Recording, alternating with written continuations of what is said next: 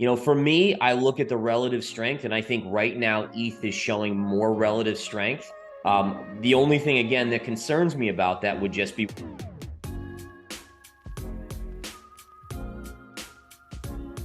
Hey, welcome back, everybody, to Altcoin Daily. My name's Austin, back again with 20-year trading veteran Gareth Soloway. Now, Gareth, we just did an interview all about Bitcoin price targets looking into 2023. So in this interview about Ethereum, I do encourage the audience, link down below, check out that Bitcoin video first. It is sort of the market mover. But Gareth, how you doing? I'm doing well. Thank you. Thank you. And I'm focused on Ethereum too, because I'm excited, as we get towards hopefully this regulatory framework where, and again, I always get excited about the regulatory, but I understand there's a lot of people out there that are very nervous about it, and rightly so. Our government certainly hasn't been the force of good necessarily that we've wanted them to be.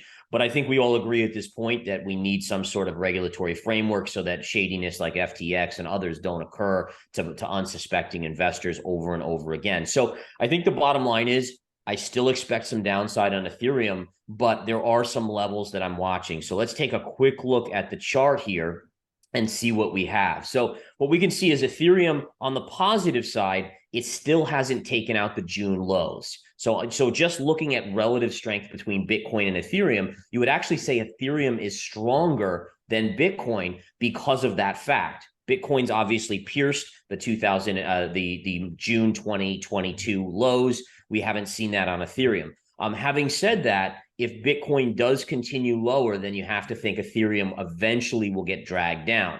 One of the key trend lines I'm watching on Ethereum is this one. Now, look at how perfectly it matches to these highs, this high, and this high. So as long as we stay below that trend line, that's going to be a level that you have to be a little concerned about, that it's going to continue to push Ethereum lower. What I would say to investors is basically you have the low from June at around 885, 890. That's a level to watch. If you break that level, Ethereum has really no major support until it gets down to about $650.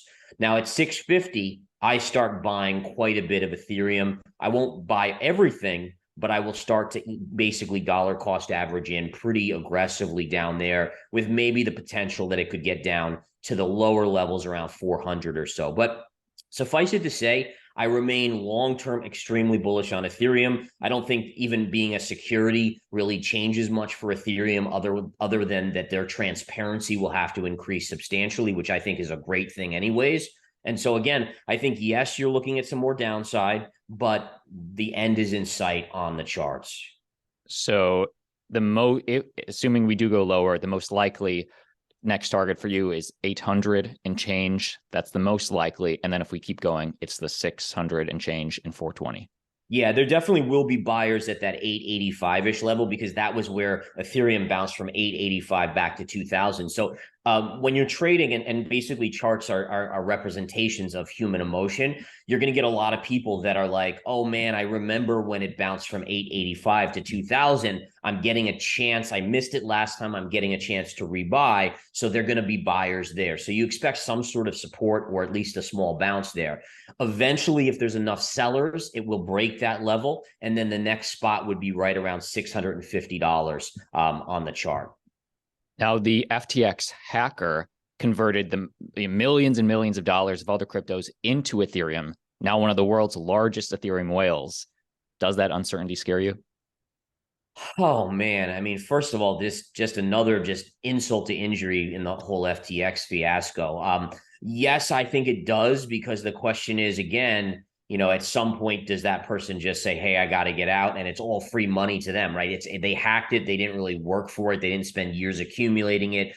So they're not going to be as careful when they dump it. So I think we do have to be aware of that. But for me, it would be a very short-term disruption, right? At some point, yes, you could see one of those big flushes if it did happen and that was the cause. And I think we would all kind of realize that that's probably what's going on. Then we would start, at least I would start nibbling and expecting a snapback. And that could be, honestly, that could be where the low is put in, maybe when that happens. But I certainly hope that the authorities can track down who this was and, hopefully return money to investors that lost. Gareth, can I ask you to share one more different chart, put you on the spot a little bit, if you're game. Absolutely. Could we look at the Bitcoin versus ETH chart and Yes. just look at, if you're just comparing those two assets, what's the better buy in terms of them fluctuating against each other? All right. So let me just bring that up here. Let's get that on the chart. I will show you guys the chart here. Let me bring it up. So, all right, first one, you have Bitcoin here, right? So Bitcoin here, and here's your ETH. And again, what's fascinating about this chart is you can see there's a lot of similarities. So you can see when you were at your highs over here and over here, basically double top. Here, ETH went a little bit higher, obviously, percentage-wise. For me, I look at the relative strength, and I think right now ETH is showing more relative strength. The only thing, again, that concerns me about that would just be what we just discussed in regards to the hacker, and could that kind of throw a wrench in your investment thesis if they were to dump everything like that? And potentially that is a risk that you have to take into account.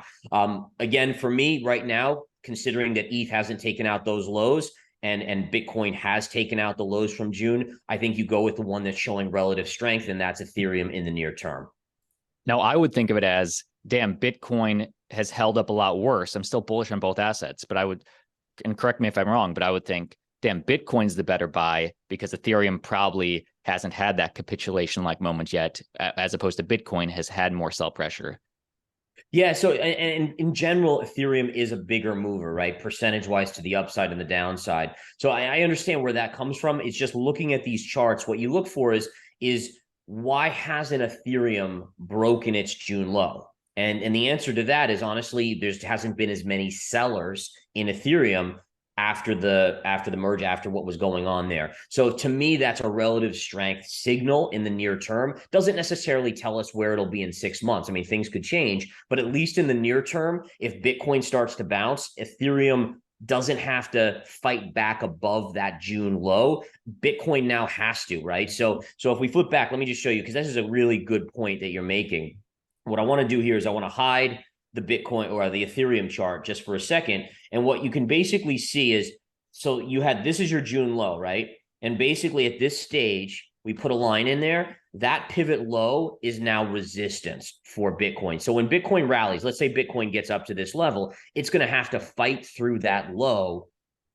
Ethereum doesn't have to do that. So if we flip back to Ethereum here's your low down here. It doesn't have to fight through that low now. So again, this is more of a short-term kind of swing traders mentality, but at least in the short term, Ethereum would be the one that doesn't have as much resistance on the upside.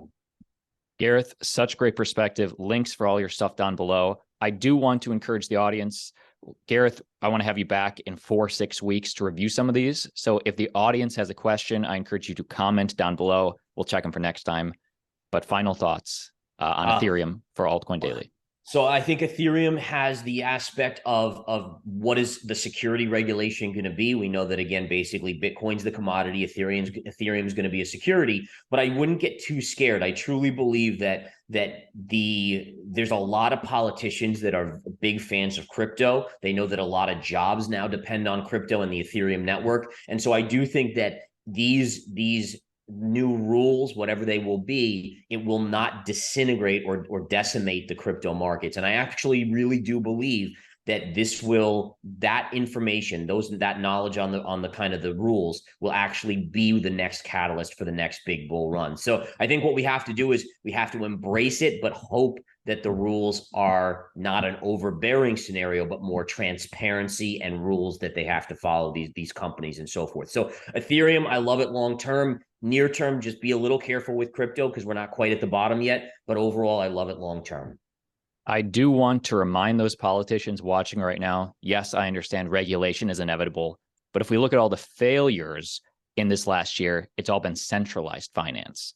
Nothing more centralized than Terra Luna stablecoin, nothing more centralized than FTX or 3AC, etc.